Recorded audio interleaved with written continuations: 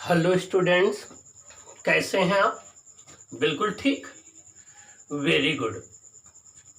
Dear students, इसके previous classes में हम लोगों ने डिस्कस किया था इलेक्ट्रिकल एनर्जी क्या है, इलेक्ट्रिकल पावर क्या है, और सेकंड टॉपिक डिस्कस किया था कि पावर प्लांट से इलेक्ट्रिकल एनर्जी का ट्रांसमिशन वेरी हाई वोल्टेज पर, इनॉर्मस वोल्टेज पर क्यों किया जाता है।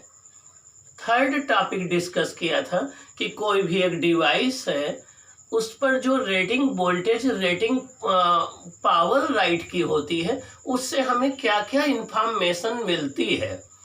और घर में सप्लाई होने वाला वोल्टेज अगर रेटिंग वोल्टेज से ज़्यादा हो जाए या रेटिंग वोल्टेज से कम हो जाए तो क्या प्रॉब्लम क्रिएट होगी, कब उसके फ्यूज होने के चांसेस बढ़ जाएंगे, कब उसके फ्यूज होने के चांसेस घट जाएंगे, कब वो ज़्यादा ग्लो करेगा, कब वो कम ग्लो करेगा, ये डिस्कशन किया था। ये सारे टॉपिक आपके आने वाले एग्जामिनेशन पर बेस्ड है। हमारे माइंड में हमेशा यही रहता है कि आपका सामने का टारगेट क्या है, आने वाला एग्जाम कौन सा है, उस टारगेट को, उस एम को माइंड में रख करके ही मैं आपके लिए वीडियो लेक्चर बनाता हूँ। और आप अगर इस वीडियो लेक्चर को सीक्वेंस से एक बिल्कुल डेडिकेटेड होकर के सुनेंगे तो 100% आने वाले टाइम में आप जो है बोर्ड के टॉपर होंगे। उसका रीजन क्या है कि हर एक कॉन्सेप्ट आपकी समझ में होगी, हर एक डेरिवेशन आपकी समझ में होगा, आप कॉन्सेप्चुअली स्ट्रांग होंगे और आपकी पेन इतनी तेज चलेगी कि कोई इमेजिन ही नहीं कर सकता कि 3 आवर्स का पेपर आप कितने इजीली करेंगे।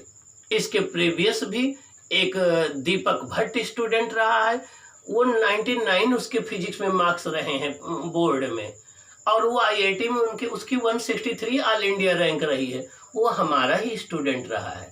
तो ऐसे मैं चाहता हूं कि हमारे आप सेकंड स्टूडेंट हमारा स्टूडेंट रहा है, वो बोर्ड में उसके 98 मार्क्स रहे हैं फिजिक्स में, ऑल इंडिया उसकी 213 रैंक रही है आईआईटी। तो हम चाहते हैं कि हमारे ये जितने बच्चे हैं ये कॉन्सेप्ट को बहुत अच्छे से पकड़ें और उस कॉन्सेप्ट को अप्लाई करके जितने भी क्वेश्चन आते हैं उसको आप बड़ी बखूबी हैंडल करें। तो आने वाले टाइम में जितने भी आपके एग्जाम होंगे सब के लिए आपकी अप्रोच बन जाएगी, चाहे वो नेट का एग्जाम, चाहे वो आपका नीट का एग्जाम हो, चाहे आईआईटी मेंस या एडवांस का एग्जाम हो, चाहे वो आपका एनडीए का एग्जाम हो, चाहे वो एयरफोर्स का एग्जाम हो, चाहे आर्मी ऑफिसर का एग्जाम हो, चाहे वो आपका गेट का फ्यूचर में एग्जाम हो, चाहे जो भी एग्जाम होगा आप उसके लिए प्रिपेयर हो जाएंगे। ये 100% मैं आपको कह रहा हूँ।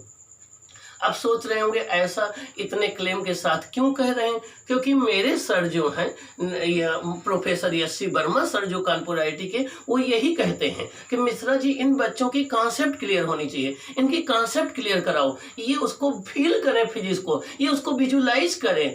और ऐसा तब होगा जब आप उसके हर एक कॉन्सेप्ट को ध्यान से सुनेंगे। तो आप अच्छे स्टूडेंट हैं और यही एग्जाम एक ऐसा है जो आपका करियर डिसाइड करेगा, जो ये डिसाइड कर देगा कि आप किस प्लेटफॉर्म पर जा रहे हैं, का आपका आने वाला पूरा फ्यूचर इसी पर डिसाइड है। इसलिए अपनी पूरी ताकत लगानी है, पूरी एनर्जी लगा देनी है और लगा करके इस बोर्ड एग्जामिनेशन में आपको सबसे अच्छा करना है, क्योंकि इसी के बाद आपका जो भी करियर है वो करियर मिल जाएगा, वो प्लेटफॉर्म मिल जाएगा, वहाँ आप अपनी पढ़ाई करेंगे, वो आपके लाइफ टाइम का एम बन जाएगा, वही आपको सफलता दे देगा, उसी से आपकी लिवलीहुड हो जाएगी, उसी से आप दूसरों के लिए एग्जाम्पल बन जाएंगे। इसलिए सभी स्टूडेंट्स, मैं बड़ी रिस्पेक्ट करता हूँ कि आप वीडियो लेक्चर को बड़े अच्छे से सुनते होंगे, जहाँ ना समझ में आए आप वो शेयर करिए, हम आपकी हेल्प करेंगे, आपको बताएंगे, क्वेश्चन एक्सप्लेन करेंगे और आने वाले टाइम के आप एक टॉपर स्टूडेंट में कहलाएंगे।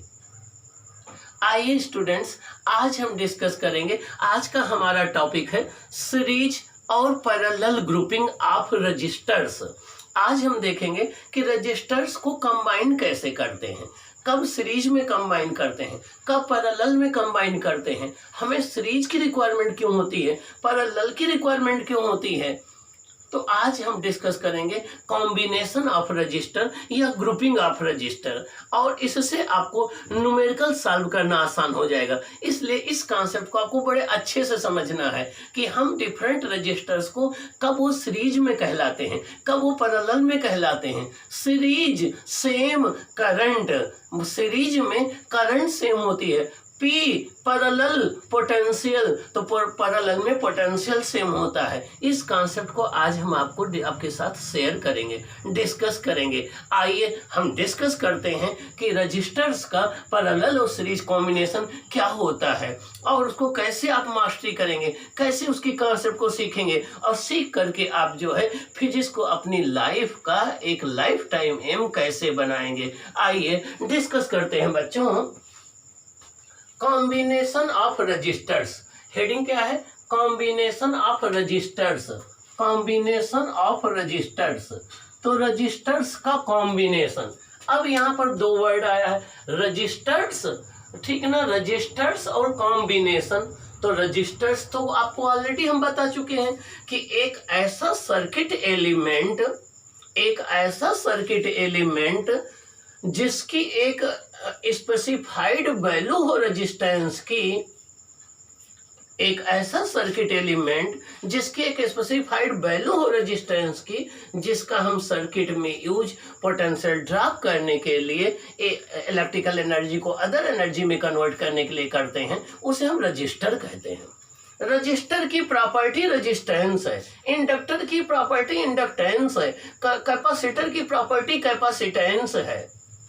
तो रजिस्टर्स तो आपको क्लियर हो गया, उनकी ग्रुपिंग करना है। तो चाहे आप ग्रुपिंग बोलो या कॉम्बिनेशन बोलो, एक ही बात है। तो चाहे आप ग्रुपिंग ऑफ रजिस्टर्स बोलिए, चाहे कॉम्बिनेशन ऑफ रजिस्टर्स बोलिए, दोनों एक ही बातें हैं। आइए हम डिस्कस करते हैं वन बाय वन। तो हम कई ऐसी सिचुएशन आती हैं बच्चों जहां हमारे पास एक से ज़्यादा रजिस्टर्स होते हैं, लेकिन उनको हमें कंबाइन करना होता है, उनको हमें कनेक्ट करना होता है। अब हमारे पास क्वेश्चन ये उठता है कि हम उनको कैसे कंबाइन करें, क्या सीरीज में करें, क्या पैरेलल में करें, या मिक्स्ड में करें। तो अब इसका आंसर कहाँ से मिलेगा, इसका आंसर इस बात से मिलेगा कि हमें जरूरत किस बात की है, हमें रिक्वायरमेंट क्या है। हम अपनी रिक्वायरमेंट के बेसिस पर डिसाइड करेंगे कि रजिस्टर्स को किस में कंबाइन करना है। आइए हम देखते हैं। तो रजिस्टर्स को concept number one, concept number one, ये गुरुमंत्र नंबर वन है, ये गुरुमंत्र है। फिजिक्स गुरु हो तो गुरुमंत्र तो आपको दूंगा ही दूंगा, वो गुरुमंत्र आपकी लाइफ को एक एक्सीलेंट बनाएगा। तो ये कॉन्सेप्ट नंबर वन है। रजिस्टर्स के दो तरीके के कॉम्बिनेशन होते हैं, एक को हम सीरीज कॉम्बिनेशन या सीरीज ग्रुपिंग बोलते हैं, एक को हम पैरेलल कॉम्बिनेशन या पैरेलल ग्रुपिंग बोलते हैं। अब कैसे आप जानेंगे कि रजिस्टर्स को सीरीज में कंबाइन किया जाए या पैरेलल में कंबाइन किया जाए, आइए इसके विषय में हम आपको बताते हैं। जब भी आपको टोटल सर्किट का रेजिस्टेंस इंक्रीज करना हो, जब भी आप चाहते हो कि आपके सर्किट का रेजिस्टेंस इंक्रीज हो जाए, वो रेजिस्टेंस बढ़ जाए, तो आपको क्या करना पड़ेगा, आपको सीरीज में कंबाइन करना होगा। तो नंबर एक, जब भी हम चाहते हो कि टोटल रेजिस्टेंस या नेट रेजिस्टेंस सर्किट का इंक्रीज हो जाए, तो हम सारे रेजिस्टर्स जो हमें दिए गए हैं उनको हम सीरीज में कंबाइन करेंगे। सेकंड क्या है, जब भी आपको एक हाई वोल्टेज दिया गया हो, जब भी एक हाई वोल्टेज दिया गया हो जिसको एक अकेला रजिस्टर्स ना बर्दाश्त कर पाए, आप चाहते हो कि वो डिवाइड हो जाए अलग अलग रजिस्टर्स में, तो जो भी रजिस्टर्स दिए गए हैं उसको आप सीरीज में कंबाइन कर दोगे। इसका मतलब ये हुआ कि वोल्टेज को डिवाइड करने के लिए हम जो है डिफरेंट रजिस्टर्स को सीरीज में कनेक्ट करते हैं, जिससे जो हमारा सप्लाई वोल्टेज है वो अलग अलग वैल्यू में डिवाइड हो जाए। तीसरा, अगर आप चाहते हो कि करंट के लिए एक सिंगल रूट अवेलेबल हो, करंट के लिए एक सिंगल रूट अवेलेबल हो और सभी रजिस्टर्स में सेम करंट जाए, तब भी आप उनको सीरीज में कंबाइन करोगे। इसका मतलब ये हो गया कि अगर हमारी रिक्वायरमेंट हो कि सर्किट का रेजिस्टेंस इंक्रीज हो जाए, हाई वोल्टेज डिवाइड हो जाए, और करंट के चलने के लिए एक सिंगल रूट हो जिससे सेम करंट सभी रजिस्टर्स में जाए, तब हम रजिस्टर्स को सीरीज में कनेक्ट करते हैं। अब सीरीज में कनेक्ट करने चलिए आइए देखते हैं कि सीरीज में कैसे कनेक्ट करते हैं। इसको हम आपको स्टेप बाय स्टेप बताएंगे जिससे आपका कॉन्फिडेंस बन जाए इस डेरिवेशन में। आइए देखते हैं।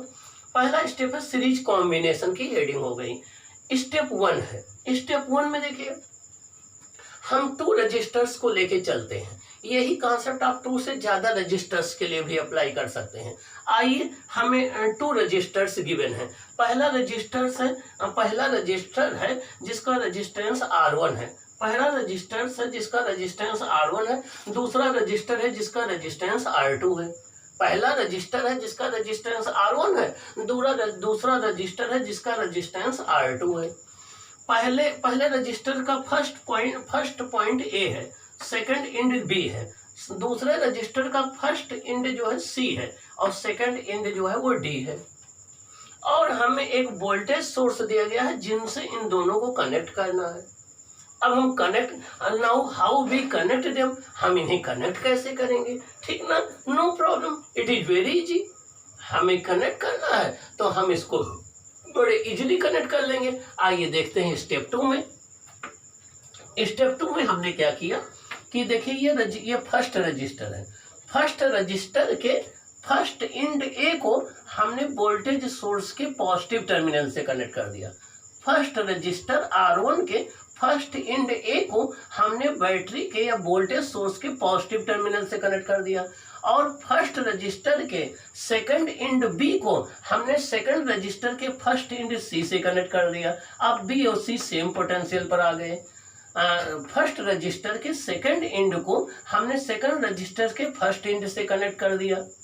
और सेकंड इंड का जो सेकंड पॉइंट इंड था, सेकंड रजिस्टर का जो सेकंड इंड डी था, उसको बैटरी के नेगेटिव से कनेक्ट कर दिया। इसका मतलब हमें रेजिस्टेंस को साइड बाय साइड कनेक्ट करना है। क्या करना है? साइड बाय साइड कनेक्ट करना है। तो जब भी रेजिस्टेंस को साइड बाय साइड कनेक्ट किया जाए कि एक फर्स्ट रेजिस्टेंस का सेकंड रजिस्टर के फर्स्ट इंड से, सेकंड रजिस्टर का सेकंड इंड थर्ड रजिस्टर के फर्स्ट इंड से, और लास्ट रजिस्टर का लास्ट इंड बैटरी के नेगेटिव से, और फर्स्ट रजिस्टर का फर्स्ट इंड बैटरी के पॉजिटिव से कनेक्ट कर दिया जाए, तो इस टाइप का जो कॉम्बिनेशन है ये कहलाता है सीरीज कॉम्बिनेशन। क्या कहलाता है? सीरीज कॉम्बिनेशन, या इसे हम बोलते हैं सीरीज ग्रुपिंग। क्या बोलते हैं? Series grouping.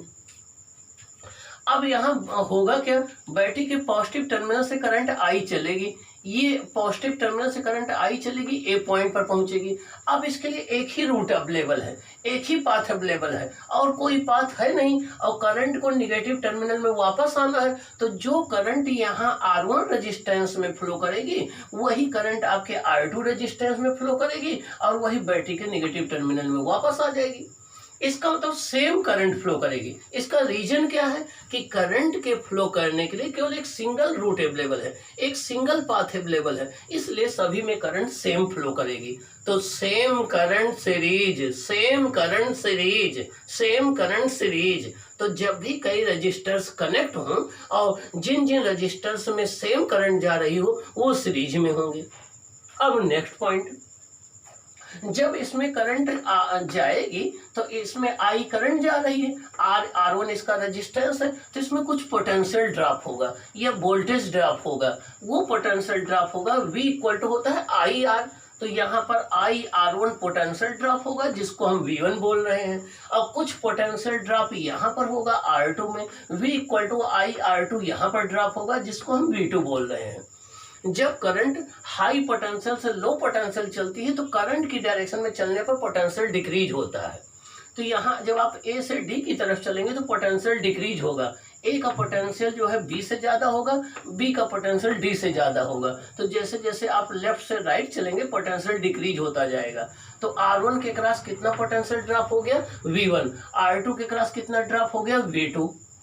अब हम चाहते हैं कि इन दोनों के प्लेस पर जितना ये दोनों पोटेंशियल ड्रॉप कर रहे हैं V1 और V2, जितनी ये टोटल करंट ये ड्रा कर रहे हैं I, इनके जगह पर हम एक सिंगल रेजिस्टेंस लगा दें जो सर्किट में वही इफेक्ट प्रोड्यूस करे जितना ये दोनों मिल करके कर रहे हैं। मैं चाहता हूं कि इन दोनों के जगह पर हम सर्किट में एक सिंगल रेजिस्टेंस अप्लाई कर दें जो उतने ही करंट ड्रा करे बैटरी से जो ये दोनों मिल करके ड्रा कर रहे हैं, जो उतना ही पोटेंशियल ड्रा करे जितना ये दोनों मिल करके कर रहे हैं। तो वो अकेला जो रेजिस्टेंस है उसको हमने नाम दे दिया RS, उसको हमने नाम दे दिया RS। ये रेजिस्टेंस जो है इन दोनों का इक्विवेलेंट रेजिस्टेंस कहलाएगा, या ये रेजिस्टेंस इन दोनों का टोटल रेजिस्टेंस कहलाएगा, या ये रेजिस्टेंस इन दोनों का इफेक्टिव रेजिस्टेंस कहलाएगा, या ये रेजिस्टेंस इन दोनों का नेट रेजिस्टेंस कहलाएगा। तो चाहे आप नेट रेजिस्टेंस कहिए, चाहे इक्विवेलेंट रेजिस्टेंस कहिए, चाहे इफेक्टिव रेजिस्टेंस कहिए, तीनों एक ही टर्म है, तीनों टर्म का मतलब एक ही है। अब इक्विवेलेंट क्यों कहलाया ये मैं आपको बता दूं। इक्विवेलेंट इसलिए कहलाया कि ये अकेला जो रेजिस्टेंस है ये सर्किट में वही इफेक्ट प्रोड्यूस करेगा जो दोनों मिल करके कर रहे थे, इसीलिए इसका नाम इफेक्टिव रेजिस्टेंस है, या इसे हम इक्विवेलेंट रेजिस्टेंस कहेंगे। और इससे हम किससे डिनोट करेंगे? RS से। किससे डिनोट करेंगे? RS। यस का मतलब सीरीज, R का मतलब इक्विवेलेंट रेजिस्टेंस। और ये किन पॉइंट के बीच में है? A और D के बीच में। क्या? A और D के बीच में। अब हमें ये पता करना है कि ये जो RS है जिसको हम सीरीज इक्विवेलेंट रेजिस्टेंस कहते हैं या इफेक्टिव रेजिस्टेंस कहते हैं, इसकी वैल्यू कितनी होगी ये हमें पता करना है। तो RS हमें फाइंड आउट करना है, RS क्वेश्चन मार्क। चलो देखते हैं कैसे फाइंड आउट करते हैं। अब हमारे पास दो रेजिस्टेंस कनेक्ट है, एक R1, देखिए R1 का फर्स्ट इंड A था, सेकंड इंड B था। तो देखिए ये R1 है, इसका ये इंड A है और ये इंड B है। करंट यहां से एंटर कर रही है, यहां लीव कर रही है। इसके पहले हमने बताया था कि रेजिस्टेंस में जिधर करंट इंटर करती है वो पोटेंशियल हाई होता है, जिधर लीव करती है वो लो होता है। तो करंट यहाँ पर इंटर कर रही है, यहाँ पर लीव कर रही है, तो A का पोटेंशियल हाई होगा, B का पोटेंशियल लो होगा। क्योंकि करंट हाई पोटेंशियल से लो पोटेंशियल जाती है तो इसको हमने प्लस लिखा है, इसको माइनस लिखा है। अब जब A से B करंट जाएगी तो पोटेंशियल ड्रॉप होगा। क्या होगा? पोटेंशियल ड्रॉप होगा। पोटेंशियल ड्रॉप क्या होता है? पोटेंशियल के डिक्रीज होने को पोटेंशियल ड्रॉप कहते हैं। तो अब हम A और B के क्रॉस पोटेंशियल डिफरेंस देखना चाहते हैं। A और B के क्रॉस पोटेंशियल डिफरेंस होगा, A और B के क्रॉस पोटेंशियल डिफरेंस होगा VA माइनस BB। इसका पोटेंशियल ज्यादा है, इसका पोटेंशियल कम है, तो VA माइनस BB। और ये हो जाएगा डेल्टा B मतलब पोटेंशियल डिफरेंस, और ये होता है IR। करंट कितनी है? I, और रेजिस्टेंस कितना है? R1। A का पोटेंशियल B से ग्रेटर है तो ये क्या आएगा? प्लस में आएगा, तो प्लस IR1 हो गया। क्या हो गया? प्लस IR1 हो गया। हाँ, अगर आप यहाँ BB माइनस BA करते तब ये माइनस में आता। अगर आप BB माइनस BA करते तो ये माइनस में आता, लेकिन हम यहाँ VA माइनस BB कर रहे हैं, A और B के क्रॉस बात कर रहे हैं, तो इसलिए यहाँ पर प्लस में आया, IR1 हो गया। इसको हमने फर्स्ट इक्वेशन ले लिया। अब सेकंड रेजिस्टेंस आपका ये है, ये R2। देखिए इसका फर्स्ट इंड C है और अब C और B को हमने कनेक्ट कर दिया, जोड़ दिया, तो दोनों के पोटेंशियल सेम हो गए। हमने दोनों को एक ही पॉइंट मान लिया, तो ये B और C एक ही सिंगल पॉइंट हो गए, दोनों आपस में कनेक्ट कर दिए। इसमें करंट कितनी जा रही है? I। कहाँ से इंटर कर रही है? B पॉइंट से। कहाँ लीव कर रही है? D पॉइंट पर। इसका पोटेंशियल हाई होगा, इसका लो होगा। जब इसमें करंट I फ्लो करेगी तो इसमें पोटेंशियल ड्रॉप कितना होगा? IR2। कितना होगा? IR2। और पोटेंशियल अक्रॉस C और D कितना हो जाएगा? ये हो जाएगा B और C पॉइंट एक ही से कनेक्ट कर दिए हैं तो दोनों एक ही पॉइंट हो गए, इसलिए हम चाहे उसको VB लिखें चाहे VC लिखें एक ही बात है। तो VB ये हो गया, BB माइनस BD क्या हो जाएगा? प्लस IR2 हो गया। क्या हो गया? प्लस IR2 हो गया। ये सेकंड इक्वेशन हो गया। क्या हो गया? Second equation. अब दोनों इक्वेशन को ऐड कर लीजिए, equation first plus equation second को ऐड करिए, तो VA minus BB plus BB minus BD, तो जगह VA माइनस BB ये आपका फर्स्ट इक्वेशन में था, और VA BB माइनस BD ये सेकंड इक्वेशन में था। इधर राइट साइड में क्या है? प्लस IR1 और प्लस IR2। यहाँ पर VB और BB कैंसिल हो जाएंगे, ये माइनस BB है, प्लस BB है, ये दोनों कैंसिल हो जाएंगे। VA माइनस BD बच जाएगा, VA माइनस BD आपका बच जाएगा। यहाँ I कॉमन ले लिया तो R1 प्लस R2 हो जाएगा। अब ये VA माइनस BD क्या है जरा देखिए, VA माइनस BD ये A और D के बीच में पोटेंशियल डिफरेंस है। क्या है? A और D के बीच में पोटेंशियल डिफरेंस है। ये देखिए ये A है, ये D है, A और B के बीच में पोटेंशियल डिफरेंस है। कितना है? VA माइनस BD, इसको हम B मान लें, क्या मान ले, V मान ले।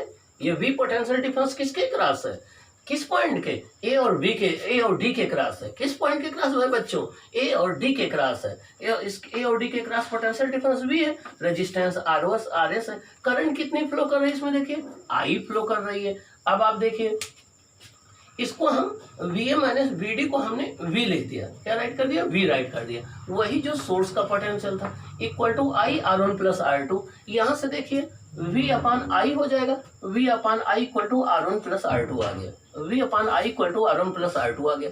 अब V अपान I क्या है, V क्या है, पोटेंशियल डिफरेंस किन दो पॉइंट के बीच में, ए और डी के पॉइंट के बीच में। I क्या है, टोटल करंट है। तो रेजिस्टेंस होता है R equal to V upon I। अगर रेजिस्टेंस की डिफिनेशन में जाइए तो V अपान I को क्या बोलते हैं, रेजिस्टेंस बोलते हैं। क्या बोलते हैं, रेजिस्टेंस बोलते हैं। और ये किन दो पॉइंट के बीच में, ए और डी के बीच में, उसको हम क्या बोल रहे हैं, इक्विवेलेंट रेजिस्टेंस, जिसको किससे डिनोट कर रहे हैं, RS से। किससे डिनोट कर रहे हैं, RS। तो इसको हम क्या लिख सकते हैं, RS। क्या लिख सकते हैं, RS। तो V अपान I के प्लेस पर क्या लिख दे, RS। तो RS इक्वल टू क्या हो गया, R1 प्लस R2। क्या हो गया, R1 प्लस R2। इसका मतलब क्या हुआ, अब कंक्लूजन क्या हुआ सुनिए। इसका मतलब ये हुआ कि सीरीज कॉम्बिनेशन में जो इक्विवेलेंट रेजिस्टेंस होता है वो हर एक इंडिविजुअल रेजिस्टेंस के सम के इक्वल होता है। सीरीज कॉम्बिनेशन में जो इक्विवेलेंट रेजिस्टेंस होता है वो हर एक इंडिविजुअल रेजिस्टेंस के सम के इक्वल होता है। मीन्स जितने रेजिस्टेंस दिए गए हैं सबको इंडिविजुअली आप ऐड कर लीजिए तो जो आएगा वो आर इक्विवेलेंट आ जाएगा या वो आर इफेक्टिव आ जाएगा। तो in series combination the equivalent resistance is equal to the sum of the individual resistances. Okay, तो ये हो गया RS equal to R1 plus R2। अब अगर हम R1 को सपोज कर लो 1 ओम ले लें, R2 को हम 2 ओम ले लें, तो RS कितना आएगा, 2 + 1 3 ओम आ जाएगा। अब आप देखिए RS की वैल्यू R1 से भी ज्यादा है, 3 1 से भी ज्यादा है। RS की वैल्यू R2 से भी ज्यादा है, 3 2 से भी ज्यादा है। इसका मतलब क्या हुआ कि सीरीज कॉम्बिनेशन में जो इक्विवेलेंट रेजिस्टेंस आता है उसकी वैल्यू इंडिविजुअल रेजिस्टेंस में जो सबसे बड़ा होता है, जो सबसे लार्जेस्ट होता है, उससे भी ज्यादा आता है। सीरीज कॉम्बिनेशन में जो इक्विवेलेंट रेजिस्टेंस आता है उसकी वैल्यू जो सबसे लार्जेस्ट इंडिविजुअल रेजिस्टेंस है उससे भी ज्यादा आता है। इसीलिए सीरीज कॉम्बिनेशन में रेजिस्टेंस क्या होता है, इंक्रीज हो जाता है। क्या हो जाता है, इंक्रीज हो जाता है। अब आइए हम कुछ इसके इम्पोर्टेंट पॉइंट डिस्कस कर लेते हैं जो आपको एकेडमिक एग्जाम में, न्यूमेरिकल में, कंपटीशन में मिलेंगे और आपको आने वाले टाइम में IITian बना देंगे, आपको डॉक्टर बना देंगे, आपको ओलंपियाड विनर बना देंगे, आपको फिजिक्स विनर बना देंगे। आइए हम देखते हैं। पहला, इन series combination equivalent resistance is greater than the maximum individual resistance is greater than the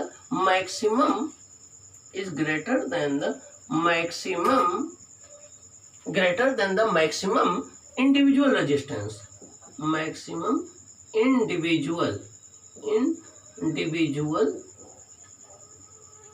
resistance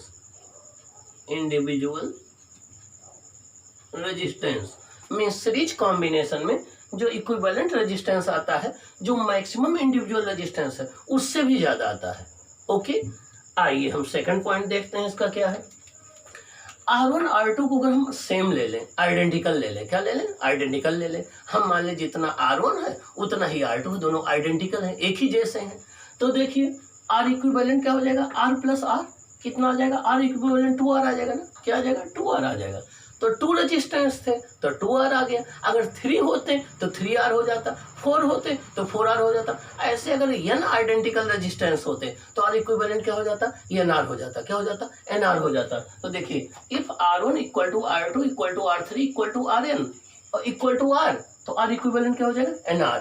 R equivalent क्या हो जाएगा, NR।